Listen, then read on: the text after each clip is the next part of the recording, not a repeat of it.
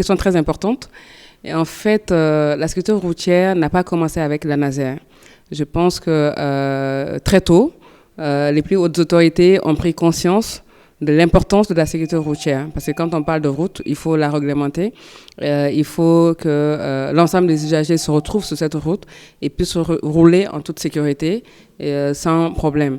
Et donc, c'est parti du constat qu'il y a beaucoup d'accidents de la circulation routière et malheureusement beaucoup d'accidents mortels et beaucoup d'accidents qui font des blessés graves. Donc, bien avant la naissance en tout cas la création de la Naser, déjà les autorités avaient pris conscience du problème et avaient déjà commencé au niveau de la structure chargée des transports, avaient déjà commencé à parler de sécurité routière.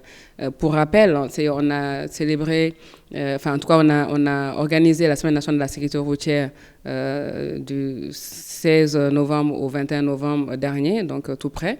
Et cette décision de consacrer une semaine à la sécurité routière a déjà été prise en 2002. Donc la Naser n'existait pas encore parce que la Naser a été créée en 2009.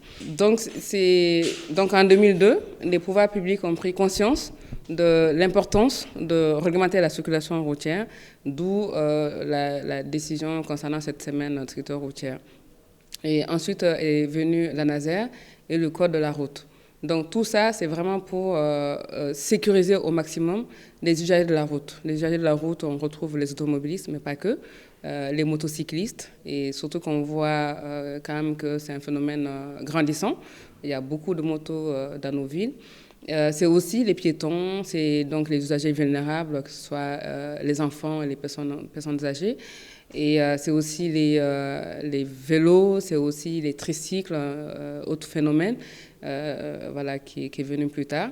Donc c'est toute l'importance que les plus hautes autorités en tout cas ont accordé à la sécurité routière. La Naser a pour mission principale de promouvoir la sécurité routière et de renforcer la sécurité des usagers de la route. Donc en fait, la promotion de la sécurité routière, souvent les gens disent que la Naser ne fait que de la sensibilisation, mais c'est ça le cœur de notre métier en fait. Nous n'avons pas le pouvoir de sanction qui est déjà détenu par les forces de sécurité qui sont la police et la gendarmerie et qui ont des unités en leur sein qui s'occupent de la circulation routière. Donc nous n'avons pas ce pouvoir-là. C'est pour ça en fait quand on a pensé que c'était nécessaire, parfois, d'accompagner ces unités-là sur le terrain, d'où mes sorties sur le terrain, pour justement amener une dose de sensibilisation. C'est que la Naser est dans son rôle de sensibiliser toujours, et ça passe par les médias, ça passe aussi par le terrain. Donc, c'est renforcer la sécurité des usagers de la route aussi.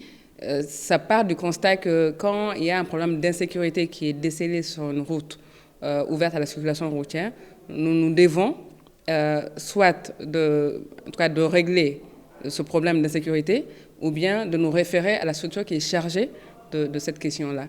Et d'où l'interaction avec d'autres structures de l'État que sont la Direction nationale des routes et aussi ces directions régionales, et que ce soit au niveau de la police aussi, donc le contrôle et la gendarmerie, mais aussi les collectivités.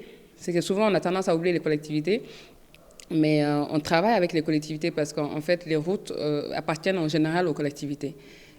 Nous, toutes les interventions que nous faisons sur la route, que ce soit au niveau de la libération de domaines routiers, tout ça participe du travail de quelqu'un d'autre, mais en fait on vient pour renforcer toujours la sécurité des usagers de la route. On s'occupe de la route, donc il faut qu'on soit sur la route. Et donc, c'est le terrain qui commande, en fait, au final. C'est vrai que tout le travail de conception doit se faire dans le bureau, mais quand on veut s'assurer de l'impact que nos actions, en tout cas que les activités que nous menons sur le terrain, donc il faut qu'on aille sur le terrain pour vérifier cela. C'est vrai qu'avec mes équipes, j'ai beaucoup mobilisé mes équipes cette année à aller sur le terrain parce que je me dis il faut qu'on aille au contact des usagers de la route parce que c'est bien de parler à travers les médias, que ce soit la presse écrite, la télé ou la radio, mais c'est aussi bien d'aller à leur contact, de les sensibiliser davantage et d'où le terrain. Donc nous allons toujours aller sur le terrain. Tant que les gens vont continuer à circuler sur la route, nous devons être à leur côté pour encore plus leur faire prendre conscience des dangers de la route et aussi de l'observation des règles de sécurité pour justement éviter ces dangers et les conséquences dramatiques que nous connaissons souvent. Il y a une interaction entre nous et d'autres structures parce que la NASER en fait vient en dernier si on veut. On vient pour assurer la sécurité des usagers de la route. Donc souvent la route elle est faite par une structure qui au Mali c'est la Direction nationale des routes et ses démembrements et aussi les collectivités. Donc nous venons en dernier donc pour promouvoir la sécurité des usagers de la route. Et cette coordination, en fait, la NASER c'est comme un peu une structure de coordination.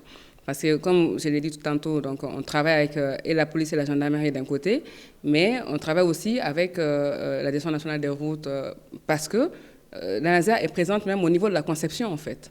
Donc tout ça, c'est dans l'intérêt des usagers de la route, parce qu'il y a toujours l'aspect sécurité routière qui est traité par la NASER, et ça se fait dans un cadre consolidé, en tout cas ça se fait dans le cadre des projets qui sont menés par d'autres structures. Et les accidents d'abord, et surtout faire baisser le nombre de morts et des blessés graves sur nos routes. Donc nous allons, je pense, renforcer la sensibilisation et le contrôle sur l'observation des règles de la situation routière et sur le respect strict du code de la route. Le mot que je vais donner aux agents de la route, c'est toujours d'être prudent. D'être prudent parce que la route, c'est un espace pour circuler, mais ce n'est pas un espace pour jouer. Mais malheureusement, ça peut aussi tuer. Donc, évidemment, nous devons être prudents quand nous sommes sur la route et surtout, quand on est en conduite, et se mettre dans la disposition et ne pas être distrait par autre chose. Et surtout aussi la courtoisie, parce que souvent, on le constate tous dans nos villes, les gens sont trop pressés. On ne se cède pas la priorité alors que, bon, cela fait partie de la conduite, en fait. Donc, et parfois, ça amène à des conséquences graves parce que juste on n'a pas voulu céder sa priorité à quelqu'un qui a voulu forcer. Donc, et aussi vraiment le respect strict du code de la route. Le code n'a pas été imaginé comme ça, c'est que ça part d'un constat. C'est que quand on donne une route, on ouvre une route à la circulation, il est important de préciser des règles pour que chacun se retrouve et que tout se passe dans de bonnes conditions, que chacun puisse circuler en toute sécurité sans problème. Voilà, on n'emprunte pas nos routes pour être blessé ou mourir. Souvent, c'est le seul moyen, c'est le vecteur en tout cas pour toutes les activités économiques, santé et tout ce que nous voulons. Donc nous souhaitons vraiment que les gens soient prudents et observent les règles de la circulation routière. C'est le seul moyen de nous protéger des dangers de la route. Et surtout, aux motocyclistes, de porter le casque. Parce que c'est seulement le casque qui peut nous préserver d'un traumatisme crânien. Donc, nous ne sommes pas en train de parler dans le vide.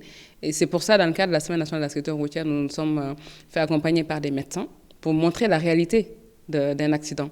C'est quand il y a un accident grave, souvent traumatisme crânien, et surtout essayer d'établir des statistiques au niveau des décès d'accidents de motocyclistes et qui sont souvent causés par des traumatismes crâniens. Donc, nous allons toujours appeler les gens à la vigilance, à la prudence et à la courtoisie.